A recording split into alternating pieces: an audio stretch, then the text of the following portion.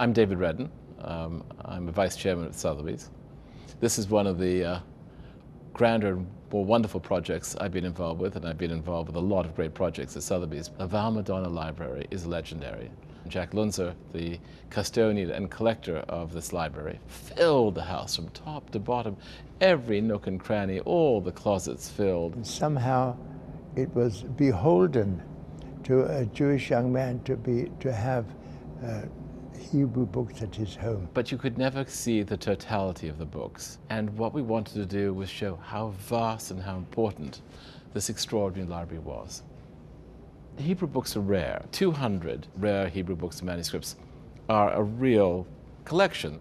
Like the people who had them, they were persecuted. And to have 13,000 of these books is overwhelming. This is the story of our people.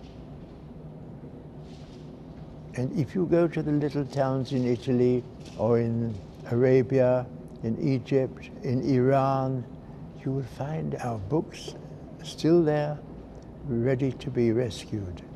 And so it's partially a rescue operation. There's not an aspect of Jewish culture during the last 10 centuries that is not recorded in this collection. Jack has taken this initiative to go forth and find books printed in every city in which Jews have printed anywhere in Europe, in Asia, in Africa, in those areas where his interests extend. If these books have survived all these hundreds of years to the present time, well, then it's worthwhile as a preservation of our history. The task that the designer of this exhibition had was how to convey the vastness of a great library. And so what the designer decided to do was take this large space, 60 feet by 45 feet wide, 18 feet high, and cover the walls with shelving all the way up to the top. We never intended to use the very top shelf. We saw that as a kind of canopy. We had no choice. I had no choice at all. I had to use the top shelf. People come in and you kind of hear them gasp, and it's wonderful because that's just what we're looking for. My wife came from Italy, from Milan, and that caused me to go to Italy quite often. Wandering through Italy, seeing these names, which were magic to me. I saw there's a town, Mantova. Well, we've got books from Mantova. There's Sabionetta. Well, look at our books. It was a journey into the unknown, into the past. Terrific. I had great fun. Jack is a very, very generous man as well. No scholar has ever been turned away from Jack's door. In the middle of the night, if you woke him up and said, "Where is the one book printed in Trino?" blindfolded, he could go downstairs and pull it off exactly the right shelf at any given moment. And when Jack finds a book, even though he already has it, he doesn't stop looking in the event that a better copy of that book should come around. He often says that it's impossible to make a perfect book out of an imperfect book, but it's always possible to make a perfect book better. Perhaps the most important and the most impressive manuscript is a Pentateuch written in the year 1189. It is in fact the only dated Hebrew book known to exist that predates the expulsion of the Jews from England. In fact, this book was completed only scant months before the coronation riots that accompanied the coronation of Richard I, when the Jews were persecuted throughout the country. There's a wonderful repair here that shows the care that was lavished upon this manuscript even when it suffered other indignities. The fact that it exists here in the VALMADONNA collection gives us that one tenuous link to that long-gone community that is no longer in existence. The earliest Hebrew books were printed in Rome between the years 1469 and 1473. There were a series of 8 books printed during those years, and remarkably, 4 of those 8 early printed books are actually here on the shelves. This book is a book of responsa literature the chief rabbi of Barcelona gave to questions posed to him by Jews around the world. This is actually the second printed Hebrew book in the history of Hebrew printing, which is a remarkable thing to be holding. There are some 600 wall calendars and broadsheets that are included in the VALMADONNA Trust Library. This is a Dutch broadsheet that begins to tell the story of the long-awaited new Jewish king, Shabtai Tzvi, who, at least according to this broadside, was the new heralded Messiah of the Jews. This broadsheet gives alleged information about the battles that this alleged Messiah was conducting. Shabtai Tzvi proclaimed himself the Messiah of the Jews in 1666, and in very, very short order, nearly half of the Jewish world had flocked to his banner.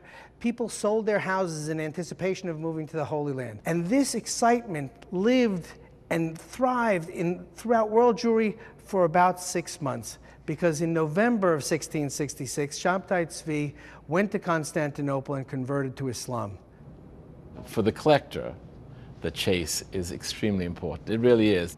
And then there are books that are not gettable, they're unassailable, they're impossible to ever acquire. That kind of book was the Westminster Talmud. It belonged to Westminster Abbey for 400 years, the finest of all Bomberg Talmuds, extraordinary condition, beautiful contemporary binding.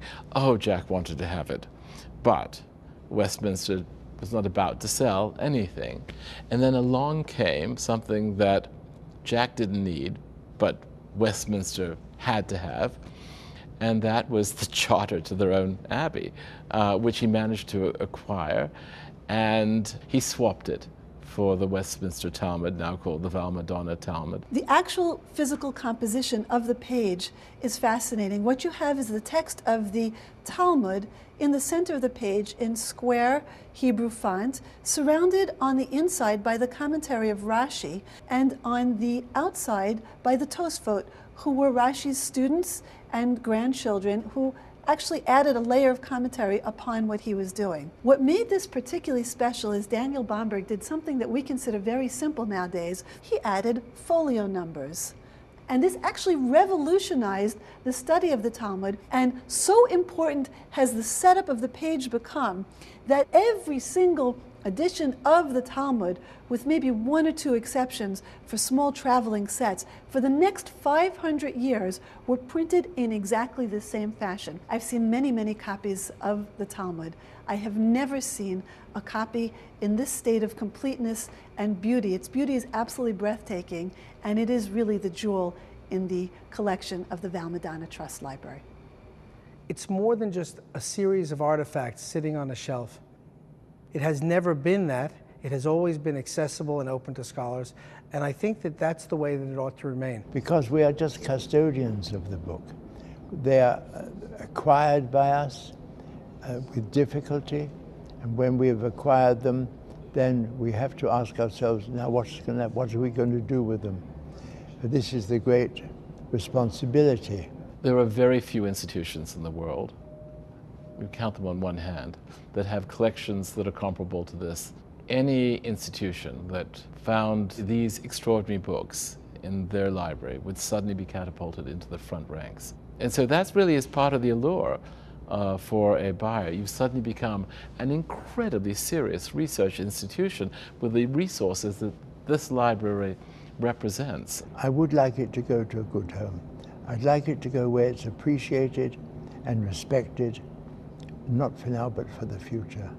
You know, when this exhibition closes, and when we close the cover on the last book as it gets pulled off the shelf, the legend of VALMADONNA will have grown, because so many people will have seen something they never imagined they could ever see. VALMADONNA is famous primarily among scholars, and now I think with the results of this exhibition, it's going to now be a fabled collection.